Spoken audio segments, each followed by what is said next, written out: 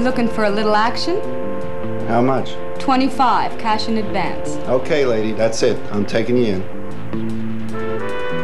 Hey, you get your goddamn hands off me. What do you want to bust me for anyway? I'm only trying to earn a living.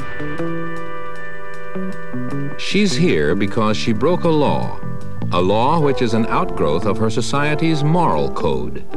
That code tells people how they're supposed to behave.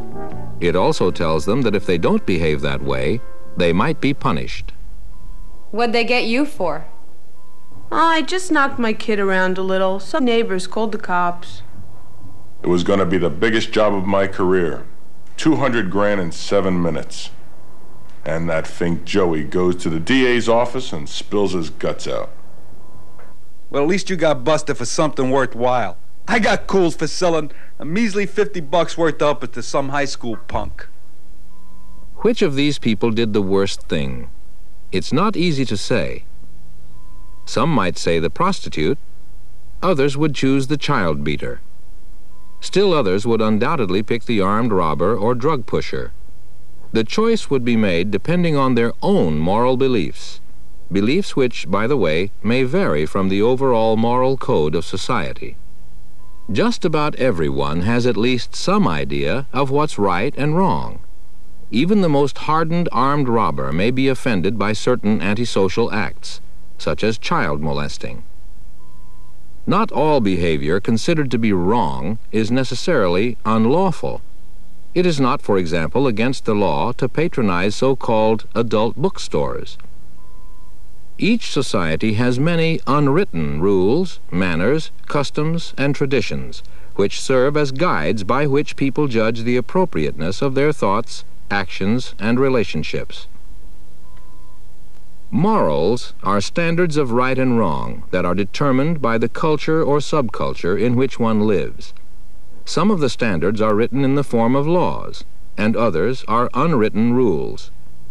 The moral code also tends to have many variations. For instance, you might judge a person's behavior differently depending on age, or sex, or occupation, or social class.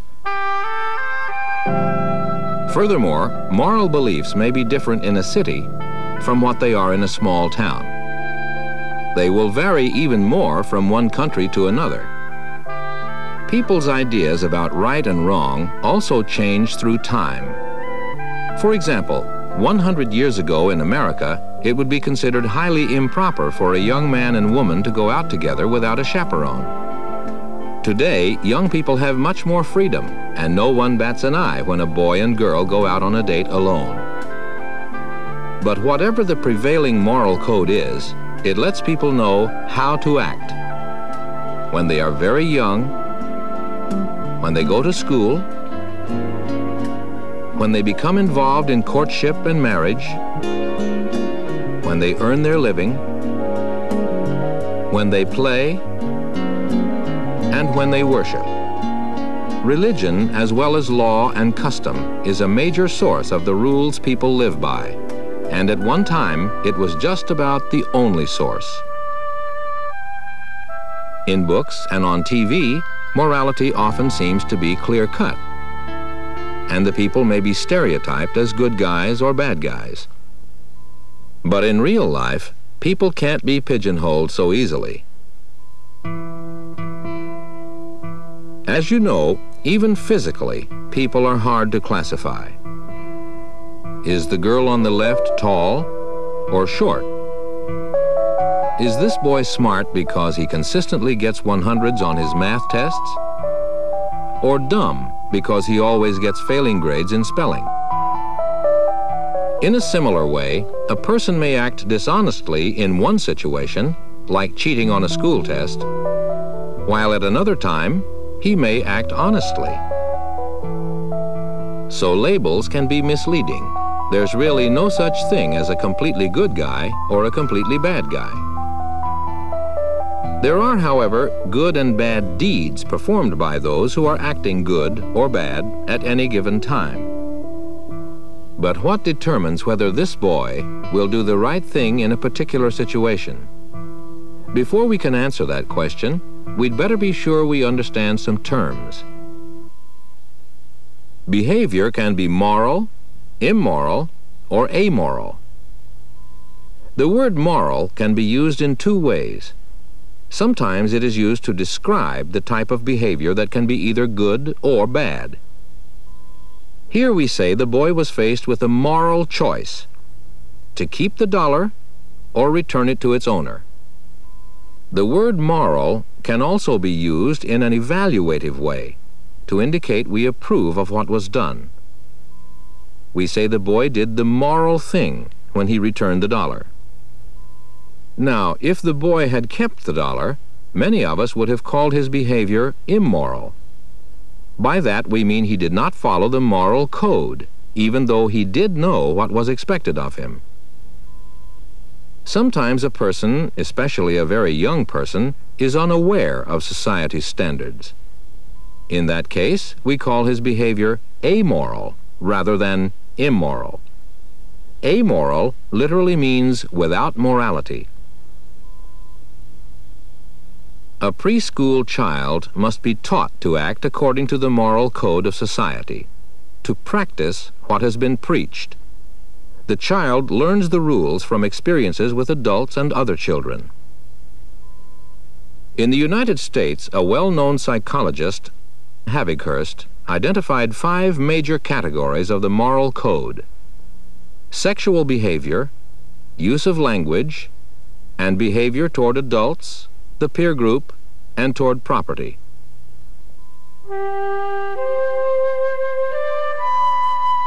The story begins back in the cradle. Very early in life, each of us needs a warm and continuous relationship with someone who cares about us. That person can be mommy, daddy, or someone else.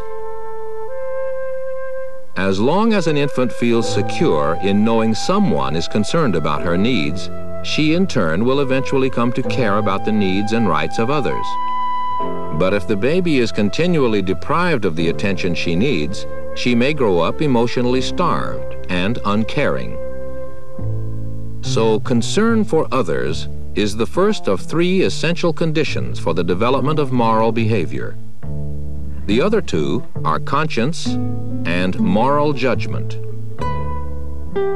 Before people can become concerned about others, they must first become aware that there are beings separate from themselves. An infant sees herself at the center of the universe. To her, there are no boundaries between what is me and not me.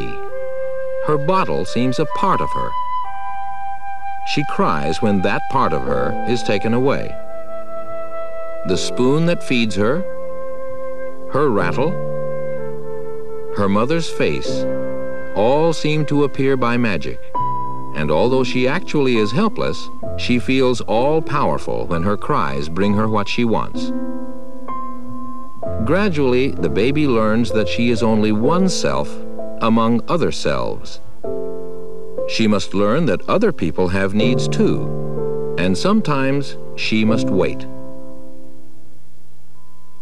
Researchers have conducted studies with children which suggest that as children get older, their concern for others broadens to include more than just their immediate family.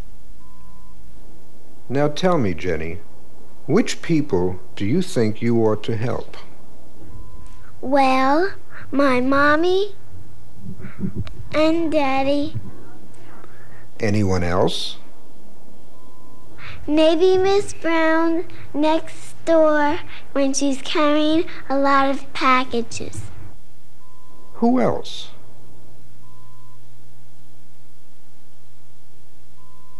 Okay, Billy. Who do you think you should help? Babies, old people, kids like Jimmy. He has crutches. You should help people who need help. You should help anyone who needs it. That's everybody. Is there anybody you shouldn't help? Are there any people it would be wrong to help? No, there isn't anyone you shouldn't help. Well, I suppose it might be wrong to help a burglar or a murderer. I mean, you might be helping them commit a crime. Besides being concerned about others, by the time we reach adolescence, most of us have a well-developed inner sense of right and wrong, the second condition necessary for moral behavior. We call it our conscience. Your conscience does two things. It warns you about what you should or shouldn't do,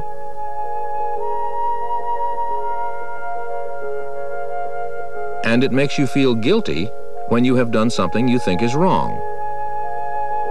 With your conscience as your guide, you probably will do the right thing, just because you know it's right, even when there's no one around to catch you misbehaving.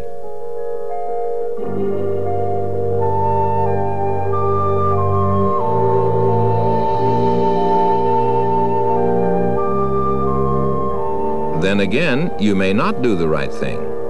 Some people have stronger consciences than others.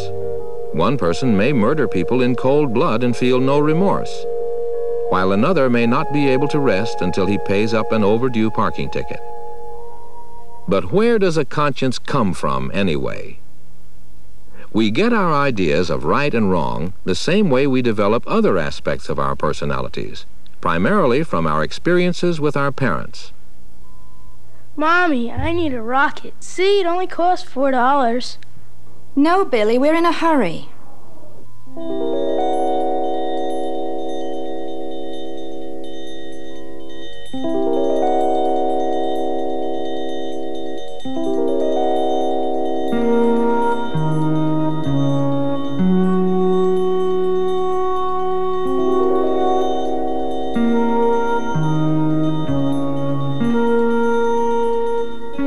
There's $5 missing from my purse, and I see the rocket. I found it. I don't think so. I think you bought it.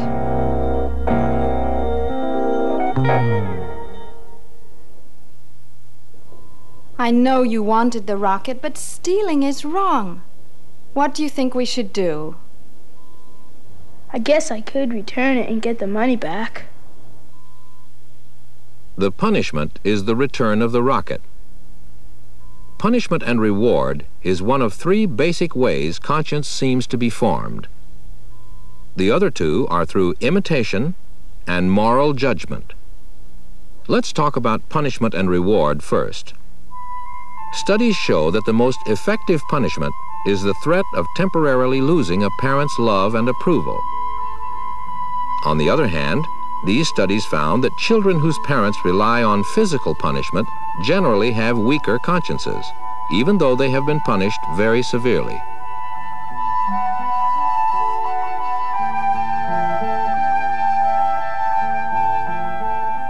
These children tend to cheat more, and they often are more aggressive, even when they have been punished for fighting. As we've mentioned, a second way conscience is developed is by imitation. Children usually imitate their parents, and most likely will do as they do, not as they say. Sigmund Freud, the father of modern psychiatry, went one step further in explaining how conscience forms. He said a child unconsciously takes on parts of his parents' personalities and moral values. It's almost as if the parent were inside the child. Freud called this process introjection. But as we have seen, conscience and concern for others are not enough to bring about moral behavior. A third ingredient, moral judgment, also is necessary. To behave morally, a person must be old enough and mentally alert enough to understand the rules and to put them into practice, even when he or she may not feel like it. Sometimes people do things their society considers immoral, either because they disagree with the prevailing social standards or because they do not feel obligated to obey them. Either way, they still have made a moral judgment. A young child who has not yet developed much moral judgment needs supervision to make sure he obeys the rules imposed on him by others. But as he matures, hopefully he will be taught to understand and obey the rules, even when he knows he will not get caught if he disobeys them. Lawrence Kohlberg analyzed children's responses to stories with a moral dilemma. His analysis showed a progressive pattern of moral development. He identified 3 levels of moral judgment: pre-moral, conformist, and principled.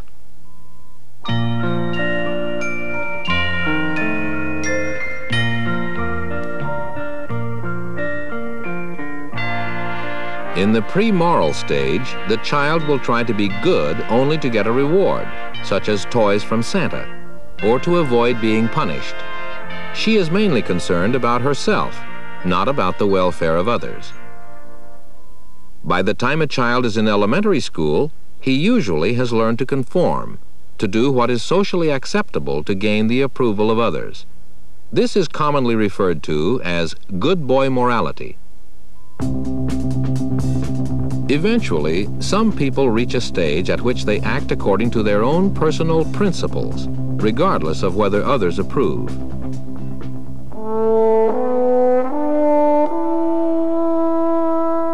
Our ideas of how morality develops have changed a lot since the time of the 10 Commandments. Still, many of us are influenced by our religious and philosophical heritage.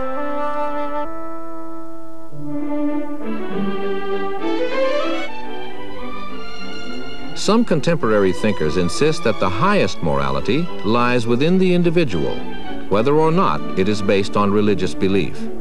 And as we shall see, some psychologists agree. Freud was the first to take morality out of the exclusive domain of religion and philosophy and study it as a normal mental and emotional development process. As a result of his work, and of others who followed him, psychologists now have 3 major theories that attempt to explain how children develop their moral beliefs and behavior. These theories are called psychoanalytic, social learning, and cognitive development. We have touched on some aspects of each, but now let's look at them in more detail. First, psychoanalytic. The psychoanalysts who have stuck most closely to Freud's original theory say that a child is born with powerful inner drives, such as the desire for sex, which brings them into conflict with rules and principles of society. Freud's structure of personality contains 3 key elements: the id, the ego, and the superego. The id, an unconscious source of motives and desires, operates on the pleasure principle and seeks immediate gratification. It seeks to fulfill biological and sexual needs and cannot tolerate tension or unfulfilled needs. Through living with their family, the infants in time will be forced to learn to control and tame these impulses. The ego will become a mediator between the id and the superego. The infants learn this as a result of being punished by the parents. If Jen ruins the cake her mother just baked by grabbing a fistful of frosting, her mother is likely to show her displeasure. As we have seen, the punishment the child fears most is losing her parents' love. So, to avoid this, the child begins to punish herself. She develops a conscience, or what Freud called the superego. Freud said the child's superego comes from identifying with mommy or daddy. Thus, identification is the most important event in her moral development. Freud said this happens by the age of 6. By that time, he said, the child has adopted the rules her parents live by. The superego acts like an inner parent, watching to see whether she does what her real parents expect. If Jen disobeys the rules, she will be punished by feeling guilty. And when she obeys, when she snacks on an apple instead of the cake Mommy's made for company, she is rewarded by feeling good. Freud believed that throughout your life, your superego stands guard over your natural impulses. But the superego can't make you follow the rules of right and wrong. Another part of your personality does that. Freud called it the ego. Your ego usually keeps you from doing what your superego doesn't want you to do. But your ego also is constantly trying to find ways to satisfy your desires without getting in trouble with your superego. Your ego does this by learning to deal realistically with the situation in which you find yourself. What Freud's theory really comes down to is that moral behavior is something you do to make yourself feel good rather than bad, by staying within the bounds your parents set when you were small. The second major theory of moral development, social learning, was set forth by Albert Bandura, who observed many children and adults in his studies at Stanford University in California. Like Freud, Bandura said moral behavior is tied in with people's feelings and desires. But he added, one of the most important factors is social learning, which comes from watching what other people do and then imitating them. Researchers have found that imitation is more likely to happen under certain conditions. One is reinforcement. A child will act in a manner that will gain a parent's approval. By giving this approval, the parent is reinforcing the behavior she wants copied. Studies show that children will imitate parents, grandparents, or someone with whom they have a close, warm relationship. They also will imitate an adult who controls something they want. But people also tend to copy those who are like themselves in other ways, such as age, race, class, or personality. If Johnny can watch TV after dinner instead of helping Mom, why shouldn't his sister? Many of us model ourselves after people who are well known and admired, like television or baseball stars. If Johnny's favorite sports hero says on TV that he eats Crispy Crunchies, then Johnny may eat Crispy Crunchies too. The third and final theory, cognitive development, is credited to the Swiss psychologist Jean Piaget, who spent his entire life studying children. Piaget and his associates tried to discover the basis of children's decisions about right and wrong. In contrast to the other two theories, they believed that a child, beginning at about the age of 3, has his own morality, which comes not from adults or peers, but from his growing knowledge of the world. The researchers found that very young children, from about 3 to 7, view moral rules as being as definite and unchangeable as the law of gravity. They see everything in black and white. For them, there is no gray area. This is Ronnie on the right and Jimmy on the left. Now you listen carefully, so when I finish you can tell me what you think about what these boys did. Ronnie wanted a cookie before supper. He knew he wasn't supposed to have one, but when his mother was out of the room, he climbed up and tried to get a cookie out of the jar. As he was reaching for the cookie, he knocked over one of his mother's best cups and broke it.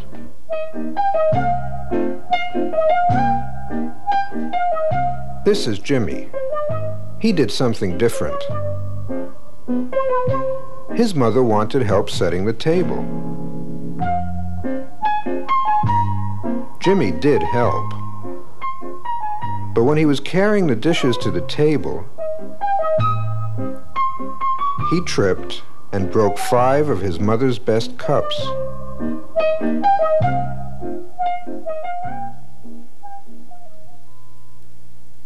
Now you tell me which of these boys you think was naughtier, Ronnie or Jimmy? Which one did the worst thing?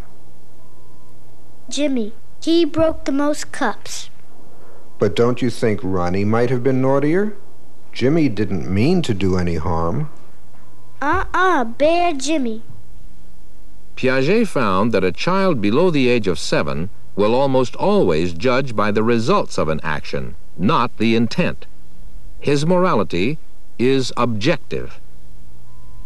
As a child gets older and learns more about the world, his moral views become more subjective. He is more interested in why a person acted the way he did. Well, Roddy did the worst thing because he didn't do what his mom told him to. Jimmy did break more cups, but he was only trying to help. With added experience, a child begins to realize that moral rules are like the rules of a game, not like the law of gravity.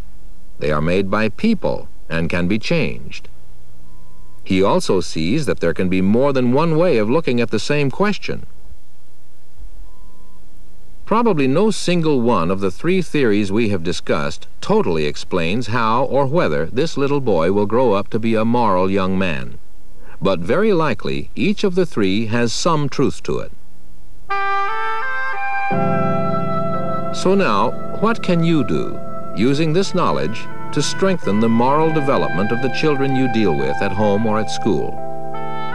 First of all, a child needs plenty of chances to earn your approval.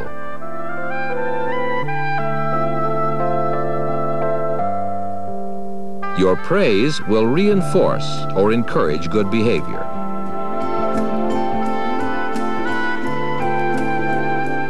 Secondly, you can make sure you set a good example for children to imitate by treating them as courteously as you would like them to treat others.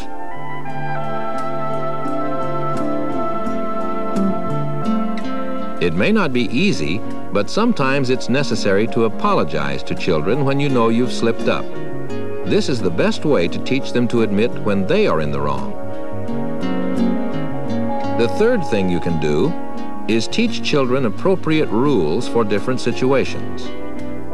Learning the rules can be confusing. It's nice to share lunch with a friend who forgot his, but it's not nice to share the answers to a test or an assignment. It's nice to be friendly to someone who feels left out, but not when you're supposed to be paying attention to your work. In correcting children's behavior, it's best to stress the do's, not just the don'ts. Instead of saying, "Stop talking," you might say, "You can talk during recess." Telling children what is right and wrong can be a problem, for each person and each family has a little different idea of just what that means. Still, young people do need guidance in developing their rules of conduct, and it's up to thoughtful and concerned adults to provide that instruction as honestly and effectively as they can. In doing that, it's important to be specific about what kind of behavior they expect. Teachers, for example, must make it clear to children that cheating will not be tolerated. Once you've made your expectations clear, you must discipline those who do not follow the instructions. Finally, don't forget the 3 levels of moral development. You wouldn't expect a 10-year-old to show the same degree of independent moral judgment as a teenager. The younger child just hasn't lived and learned enough yet. These, then, are the 5 techniques that can help you guide children's moral development, at home as well as at school. You can reinforce desirable behavior. Serve as a model for youngsters to imitate. Instruct them in the rules of moral conduct. Be specific about the goals you set. And above all, understand just where a child is on the ladder of moral growth. Childhood experiences leave lasting impressions. A girl who has learned to cheat at cards and hasn't been corrected may grow up to cheat on her income tax or shortchange a customer. A boy who has gotten away with petty shoplifting or taking money from his mother's purse may graduate to not-so-petty thefts. But a child who has developed concern for others, a conscience, and moral judgment has the equipment needed to live as a moral human being.